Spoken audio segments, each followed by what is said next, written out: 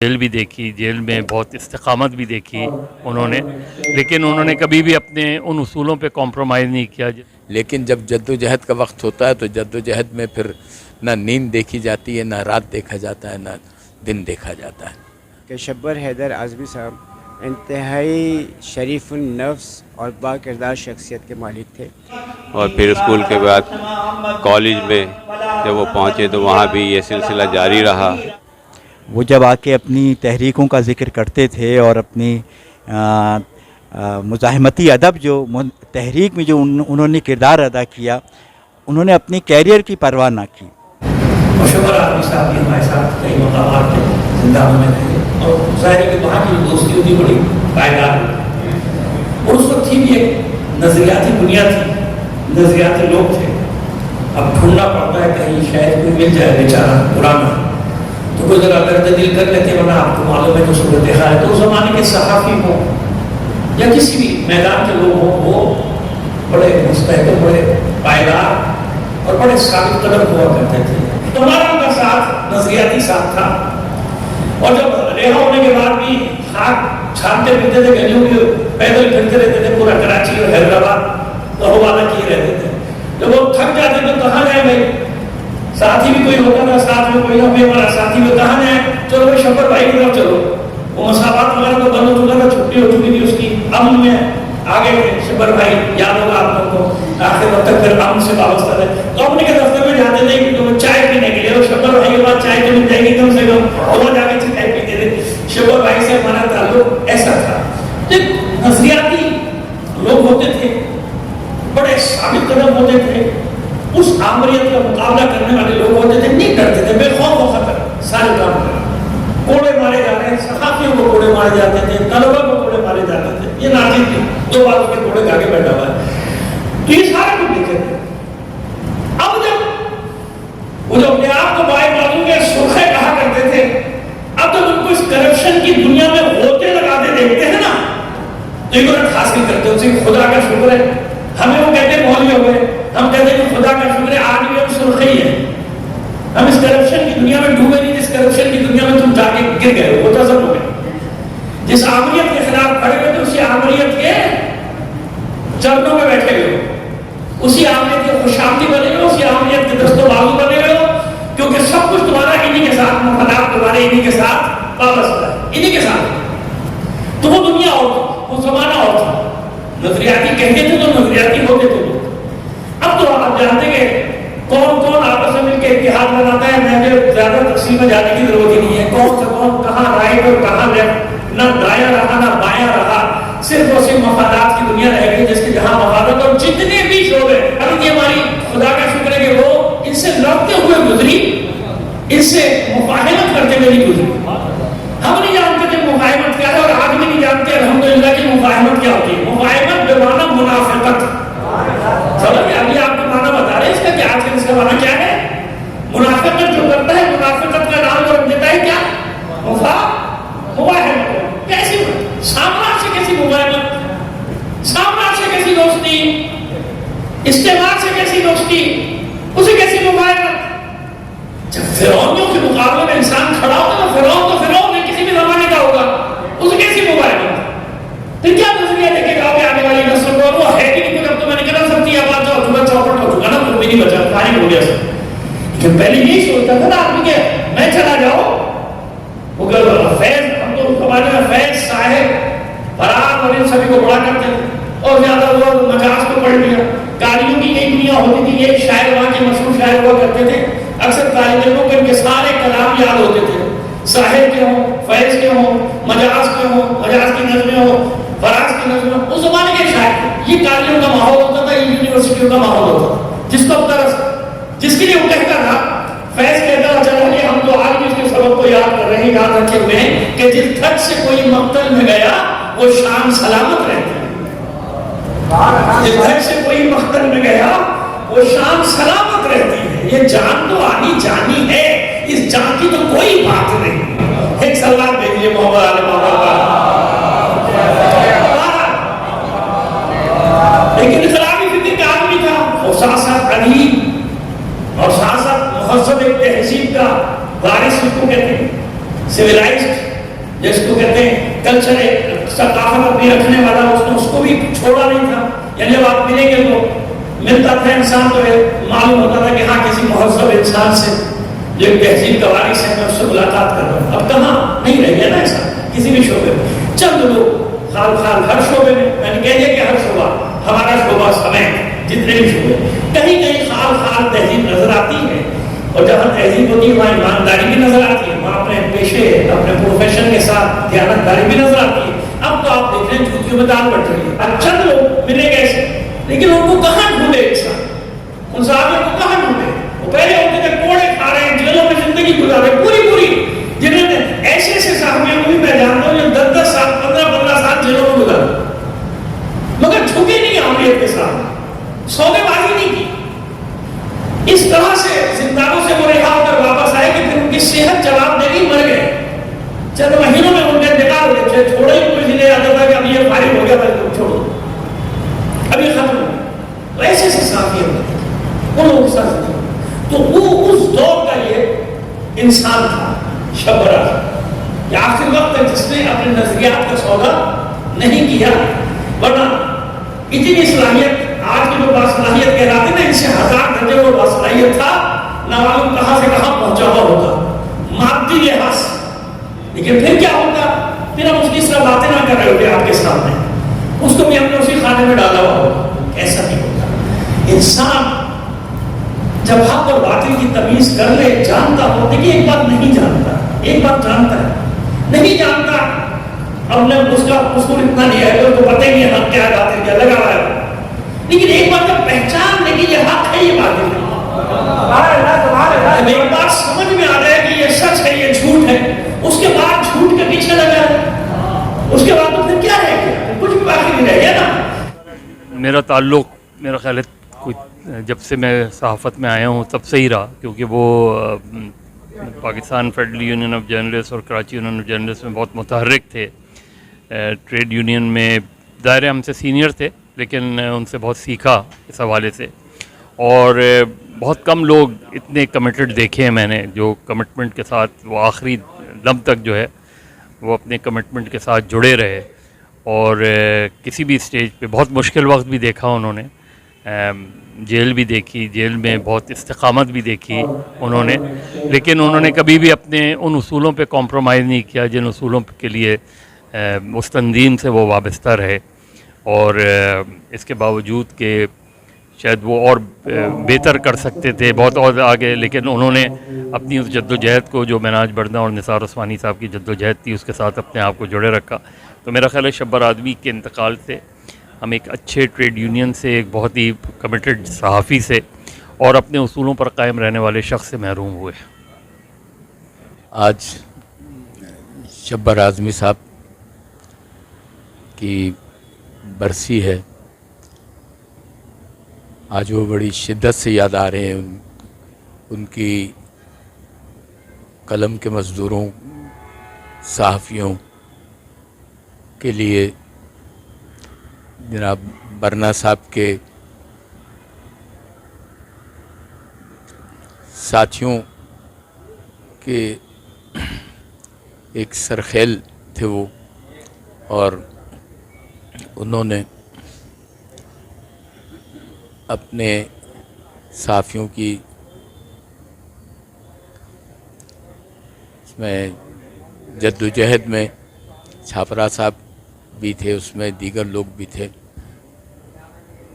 اپنا جو فعال کردار ادا کیا. اور ہمارا تو ان کے ساتھ تعلق جو ہے نا وہ بالکل اتنا نیاز مندی والا تھا. جب ان سے کچھ روز تک نہیں ملتے تھے تو ان کا فون آ جاتا تھا اور وہ سختی سے ڈانٹتے تھے اور یاد کرتے تھے، ہم چلے جاتے تھے. اور اس کے بعد جو ہے وہ جس طریقے سے شفقت کے ساتھ ہماری مہمانداری کرتے تھے وہ ہمیں بہت یاد آتی ہے. ان کی محبت اور شفقت جو ہے نا اپنے چھوٹوں کے ساتھ اس طرح تھی جیسے کہ ان کو وہ سب سے زیادہ عزیز ہوں. اور اسی لیے وہ ڈانٹتے بھی تھے ہمیں بہت سارے معاملات میں. اور कहते थे कि तुम लोग जो है ना मजदूर काज के लिए आगे बढ़ रहे हो तो अपने आप को जो है ना उस अंदाज से पेश भी करो, ये नहीं कि सिर्फ नारे लगाओ और नहीं दामे दरमे कदमे सुखने जो है ना आप आगे बढ़ो, ताकि लोगों में जुर्रत पैदा हो, जज्बा पैदा हो और वो आपकी जद्दोजहद को लेकर आगे चलें। देखो हम भी घर बार वाले हैं ना, हमने भी नौकरियां की हैं, रात को 3-3, 4-4 बजे आए हैं, लेकिन जब जद्दोजहद का वक्त होता है तो जद्दोजहद में फिर ना नींद देखी जाती है, ना रात देखा जाता है, ना दिन देखा जाता है, और हर पहलू से जद्दोजहद करना पड़ती है। और हमने तो उस दौर में जद्दोजहद की है जब इस मुल्क पर आमरीत और जबर साया फगन था, और उस जबर के दौर में अपनी बात कहना, उसका सलीका भी रखना जो है ना बड़ी बात होती है। और ये बात तय है कि उन्होंने जिस अंदाज से अपने साथियों के साथ बरना साहब के हम कदम होकर इस जद्दोजहद को आगे बढ़ाया, जेलों में भी गए और साथियों ने कोड़े भी खाए, लेकिन पाए हज़्म में कोई लग़ज़श नहीं आई, इसलिए कि वो ये चाहते थे कि हमारे मुल्क के सहाफ़ियों का जो हालात कार हैं वो दुरुस्त हों, उनको भी बैनुल अक़वामी मयार के मुताबिक सहूलतें मिलें, मुशाहरे मिलें, और उनकी इज़्ज़त अफ़ज़ाई उसी तरीक़े से हो जिस तरह एक ज़िंदा माशरे के अंदर लोगों को, साहिब इल्म लोगों को और उन लोगों को जो जद्दोजहद करने वाले होते हैं उनको पजीराई मिलती है। पहले मैं siyaasiaffairs.com का शुक्रिया अदा करता हूँ कि उन्होंने मुझे मौका दिया कि मैं शब्बर हैदर आज़मी साहब के मरहूम के हवाले से अपने तासुरात का बयान करूँ कि शब्बर हैदर आज़मी साहब इंतहाई शरीफ़ुन नफ्स और बाकिरदार शख्सियत के मालिक थे, और तकरीबन उन्होंने अपनी ज़िंदगी का एक बड़ा तवील अरसा, तकरीबन 50 साल जो है उन्होंने मैदान सहाफ़त को दिए। और ये उनका एज़ाज़ है कि उन्होंने मैदान सहाफ़त में सिर्फ़ एक तरफ एक किसी डेस्क पर या किसी एक मखसूस बीट के ऊपर काम नहीं किया, बल्कि उन्होंने डेस्क के और तमाम इंतज़ामी अमूर पर उनको अबूर हासिल था। ना सिर्फ उनको अबूर हासिल था बल्कि उन्होंने बहुत से ट्रेनिज़ को भी ट्रेंड किया, उनके बेशुमार शागिर्द हैं। उन्होंने 50 साल के अरसे में ना सिर्फ इदारे को अपना टाइम दिया बल्कि उन्होंने इस शोबा सहाफ़त को भी बहुत वक्त दिया, और ख़ास तौर पे सहाफ़ियों की जद्दोजहद की जो भी तहरीक थी, ख़ास तौर पे 1983 की MRD की तहरीक, और उससे कबल ज़ालों के दौर में आज़ादी सहाफ़त की तहरीक, और जब कोड़े मारे गए, सहाफ़ियों को जुल्म व सितम का बाज़ार गर्म किया गया, उस दौर में भी शब्बर हैदर आज़मी अपने प्लेटफार्म से आगे आगे थे, और उन्होंने ना सिर्फ उस जद्दोजहद को बहुत तेज़ किया, बढ़ाया, पूरे मुल्क में बढ़ाया, बल्कि उसकी पादाश में उन्हें सख्त तरीन सज़ाओं भी झेलना पड़ी। उन्हें एक तवील अरसे तक जेलों में भी रखा गया, उसमें बड़ी सख्त जेलें थी जो उन्होंने काटी, और बहुत सख्त वक्त तक क्या जुल्म है जो उन पर नहीं तोड़ा गया, लेकिन वो अपने मौक़िफ़ से नहीं हटे। उनका ख़ानदान, उसका पस मंज़र एक कुछ ब्यूरोक्रेटिक भी था, कुछ उनका दीगर अच्छे इदारों में भी उनके मरासिम थे, उनके रिश्तेदार थे, अहबाब थे, लेकिन उन सब के कहने के बावजूद, इसरार करने के बावजूद उन्होंने अपने मौक़िफ़ से कोई भी मतलब रूगर्दानी नहीं की, वो पीछे नहीं हटे, और उन्होंने इस तहरीक के अंदर भरपूर हिस्सा लिया, और उन्होंने अपने ऊपर, अपनी ज़ात के ऊपर हर किस्म का जुल्म उन्हें झेला। बाद इस तहरीक के कामयाबी के बाद, ज़िया-उल हक़ के रिजिम के जाने के बाद, बेनज़ीर के आने के बाद हुकूमत में उन्हें बहुत से मराहत जो है उनको ऑफ़र हुई, लेकिन उन्होंने सबसे पहले यही मुतालबा रखा कि जिन सहाफ़ियों को निकाला गया था और या जो नुसरत बोर्ड में या पुराने मसावात के जो मसाइल थे उन्हें पहले हल किया जाए। लोगों ने इसरार किया कि आप अपनी डिमांड करें, लोगों की डिमांड नहीं करें, लेकिन मैं ज़ाती तौर पे जानता हूँ कि उन्होंने बिल्कुल सरासर उन्होंने इन तमाम चीज़ों से मतलब उन्हें रद्द कर दिया। ये उनकी बड़ाई थी, ये उनकी खूबी थी, ये उनके एक अच्छे ख़ानदान के ताल्लुक़ रखने का असर था। रहीम कोरंगी में होने के नाते और एक महल्लेदार होने के नाते शब्बर आज़मी साहब से हमारे काफ़ी ताल्लुक़ात थे और देरीना ताल्लुक़ात थे। उनसे बैठक भी रहती थी, वो उनके बड़े, हम लोग बड़े متاثر ہوتے تھے ان کے کاموں سے. وہ جب آ کے اپنی تحریکوں کا ذکر کرتے تھے اور اپنی مزاحمتی ادب جو تحریک میں جو انہوں نے کردار ادا کیا، انہوں نے اپنی کیریئر کی پرواہ نہ کی، چاہے وہ ایوبی دور کی آمریت ہو یا ضیائی دور کے کوڑے ہوں. انہوں نے تمام چیزوں کو برداشت کیا صرف اور صرف حق اور سچائی کی خاطر. یہ بڑی بات ہے کہ انسان اپنے کیریئر کو داؤ پہ لگا دے. یہ ایسا بڑا مشکل کام ہے یہ، لیکن وہ صرف حق اور سچائی کی خاطر انہوں نے سارا زندگی بھر وہ اسی میں مصروف عمل رہے. مساوات اخبار میں انہوں نے جو کالم لکھے ہیں وہ نوجوان نسل کو، نئی نسل کو اس کا مطالعہ کرنا چاہیے اور سیکھنا چاہیے کہ ان کے کیا افکار تھے شبر اعظمی صاحب کے.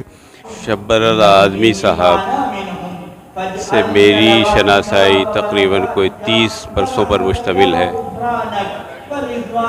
سفر صحافت میں شبر بھائی ہمارے رہنما ہیں، رہنما تھے اور رہنما رہیں گے. شبر بھائی نے اپنی جدوجہد کا آغاز جو ہے وہ اسکول کے ہی زمانے سے کیا، اور پھر اسکول کے بعد کالج میں جب وہ پہنچے تو وہاں بھی یہ سلسلہ جاری رہا، اور کالج کے بعد یونیورسٹی میں یہ سلسلہ بھی اسی طرح سے جاری رہا. اس کے بعد جب وہ صحافت کے میدان میں اترے ہیں تو انہیں منہاج بڑھنا اور نسیم عثمانی جیسے جو رہنما ملے، ان کی قیادت میں شبر بھائی نے وہ جدوجہد کی، صحافیوں کی تمام مشکلات اور مصائب کے لیے وہ اپنے رہنماؤں کے شانہ بشانہ موجود رہے. اور نہ صرف یہ کہ انہوں نے قید و بند کی صعوبتیں برداشت کی، بلکہ بے روزگاری کا سامنا بھی کیا. شبر اعظمی صاحب ایک مدت تک مساوات سے وابستہ رہے. اس کے بعد میرا ان سے جو واسطہ ہوا وہ روزنامہ امن میں ہوا، اور روزنامہ امن میں وہ بہت ہی ظاہر ہے سینئر عہدوں پر رہے، اور بہت اس زمانے میں جب کہ ضیاء الحق کا دور تھا اور صحافیوں پر خاص طور سے اور اخبارات پر ایک برا وقت تھا. اس زمانے میں روزنامہ امن اور مساوات کے ساتھ وہ وابستگی رہی ان کو، اور وہ وابستگی جو ہے وہ مسلسل ان کے اس وقت تک جاری رہی جب تک کہ وہ صاحب فراش نہ ہو گئے ہوں. لیکن اس کے باوجود بھی انہوں نے صاحب فراش ہونے کے باوجود بھی اپنی وابستگی پریس کلب سے، صحافت سے، اخبار سے جو ہے وہ نہیں ہٹیں، اور وہ مسلسل اس سے منسلک رہے. تمام جو صحافی تنظیمیں ہیں ان سے وہ رابطے میں رہے. پروگرامز میں وہ مسلسل شرکت کرتے تھے. کسی بھی طرح کا کوئی بھی پروگرام پریس کلب پر ہوتا تھا تو شبر بھائی ہمیں ضرور عزت بخشتے تھے، اور وہ پریس کلب میں آتے تھے اور ہر پروگرام کی جو ہے نا وہ زینت ہوتے تھے. مجھے آج تک یاد ہے کہ میں ایک کراچی یونین آف جرنلسٹ کی جانب سے ہم نے ایک ماہنامہ شروع کیا صحافی کے نام سے. تو جب ہم نے اس کی رونمائی کی تو میں نے شبر اعظمی صاحب سے درخواست کی کہ بھئی آپ سے بہتر اس کی رونمائی کے لیے میری نظر میں کوئی شخصیت نہیں ہے، تو آپ نے ہر صورت میں جو ہے آنا ہے انشاءاللہ. پریس کلب میں ہم یہ پروگرام کر رہے ہیں تو آپ آئیے گا. تو شبر بھائی اس پر بہت خوش ہوئے. جب میں نے ان کو وہ پرچہ دکھایا، پہلا پرچہ، تو وہ بہت خوش ہوئے اور انہوں نے کہا کہ بھائی میں بالکل آؤں گا. اور پھر وہ آئے. ایک بہت اچھا پروگرام ہم نے صحافی کی رونمائی کے لیے کیا. اور اس کے بعد مجھ سے کہنے لگے کہ شاہد صاحب آپ نے ایک بہت مشکل ذمہ داری اپنے ذمہ لے لی ہے. یہ جس معیار کا پرچہ آپ نے نکالا ہے یہ ایک بہت بڑی ذمہ داری ہے، آپ نے اس کو جو ہے وہ قائم رکھنا ہے. تو میں نے شبر بھائی سے کہا کہ دیکھیے آپ جیسے رہنماؤں کی، اپنے سینئر صحافیوں کی اگر مدد مجھے ملتی رہے گی تو انشاءاللہ ہم اس پرچے کو اسی معیار کے مطابق جو ہے وہ جاری رکھیں گے. اس پرچے کا اصل مقصد جو تھا وہ صحافیوں کی جدوجہد کو جو ہے وہ منظر عام پر لانا تھا، اور خاص طور سے صحافی حضرات کی جو مسائل ہیں ان کو جو ہے اجاگر کرنا تھا. तो वो बदकिस्मती से कंटिन्यू नहीं रह सका। लेकिन शब्बर भाई जो है वो मुसलसल मुझसे कहते रहे कि भाई आपने जो है ये बहुत अच्छा पर्चा निकाला था, लेकिन आप इसको जारी रखते तो बहुत अच्छा था। उसके अलावा शब्बर भाई से मेरी घर के ऊपर मुसलसल मुलाकातें होती थी। हम कई घंटे बैठकर जो है ना सहाफ़ियों के मामलात पर, सहाफ़त पर, सियासत पर गुफ्तगू करते थे। शब्बर भाई की गुफ्तगू से जो है हम बहुत कुछ सीखते थे, उनसे रहनुमाई लेते थे। इसके अलावा जो मेरे ख़्याल से कम लोगों को ये मालूम है कि शब्बर भाई शायरी भी करते थे। कभी कभी हम कहते थे भाई आप अपनी कोई शायरी भी सुनाइए, तो वो अपने अशार जो है वो सुनाते थे। अच्छा, उनके अशार ज़्यादातर जितने अशार थे वो सियासी जद्दोजहद के हवाले से थे। और बस ये मैं कहूँगा कि शब्बर भाई जैसी शख्सियत जो है वो अब नायाब है। शब्बर भाई की और मेरी आखिरी मुलाकात जो है वो हॉस्पिटल के बेड पर हुई। मेरे ख़्याल से इंतकाल से ये कोई 3 या 4 दिन पहली बात है। मैं उनसे मिलने गया तो वो उसी तरह से मिले मुझसे, और बहुत ही, हालांकि उस वक्त मैंने महसूस किया कि वो कुछ तकलीफ़ में थे, लेकिन उन्होंने ये मतलब ये कि कोशिश की कि मुझ पर वो तकलीफ़ ज़ाहिर ना हो, क्योंकि उनकी आदत थी। मैंने उनको कभी भी जो है वो किसी गुस्से में नहीं देखा। और घर में जब वो अपने बेड पर ज़ाहिर है बिल्कुल साहिब फराश थे, और वो नहीं ज़ाहिर है वहाँ से मूव कर सकते थे, तो वो भाभी को आवाज़ देते थे। और मैं भाभी को भी सलाम पेश करूँगा कि भाभी ने उनके साथ जितनी खिदमत की है और जिस तरह से भाभी ने उनका ख़्याल रखा है, ये उन्हीं का हक़ है कि उनको जो है वो ये सिला मिलेगा इंशाअल्लाह उसका। शब्बर भाई बस 3 या 4 दिन पहले वो जो मुलाकात है, मेरे वो तस्वीर कहीं शायद उसकी मेरे पास मौजूद है कि वो मुलाकात मुझे बस रही, और जब भाभी ने मुझे ये बताया कि ये ऐसे हो गया तो मैं बस बहुत ही ज़ाहिर मुझे तकलीफ़ हुई। बहरहाल शब्बर भाई हमारे रहनुमा हैं और रहेंगे, और हम उनके जद्दोजहद पर जो है जो कुछ उन्होंने हमें सिखाया, जो कुछ हमारी रहनुमाई की, उसको फॉलो करने की कोशिश करेंगे। बहुत NSF में 1977 में आया, 67 में, और उसके बाद जनाब जुल्फ़िकार अली भुट्टो के तवस्सुत से मेरा तारुफ़ हुआ मिराज मोहम्मद ख़ान रशीद हसन ख़ान से। और जब मैं कराची आया तो शब्बर आज़मी साहब को भी NSF का सरबराह पाया। एक तवील रफ़ाक़त रही है, उनकी एक तवील क़ियादत रही है, और बहुत साफ़ और बाउसूल थे, और बुढ़ापे में भी वो बिल्कुल समाजी इंसाफ, आज़ादी और उसूलों के अलमबरदार रहे। उनके घर पर छापा भी पड़ा, लोगों ने कहा गलती से पड़ा, लेकिन आखिर वक्त तक वो एक बहुत ही फ़ाल और बहुत ही ज़ोरदार इनकलाबी रहे हैं। और ऐसे लोगों की जगह ऊपर भी इनकलाबियों में होती है। हाँ, यानी कि भाई देखिए, जब 2009 में मेरी किताब अकरताई हिस्ट्री ऑफ पाकिस्तान लाई, तो शब्बर आज़मी साहब के ज़रिए से मैं फिर डॉक्टर रशीद हसन ख़ान के पास पहुंचा, और फिर वो एक दौर चला हमारा, ठीक है ना। तो अब मैं इंशाल्लाह कुछ और अर्ज़ करूँगा उनसे, तो मुसलसल इसमें खलील हैदर साहब की तवस्सुत से, उनके नाना हसन इमदाद की तवस्सुत से, उनके जो कई पहलू हैं जिनके ऊपर बहुत सैरासी गुफ्तगू की जा सकती है और की जाएगी इंशाल्लाह।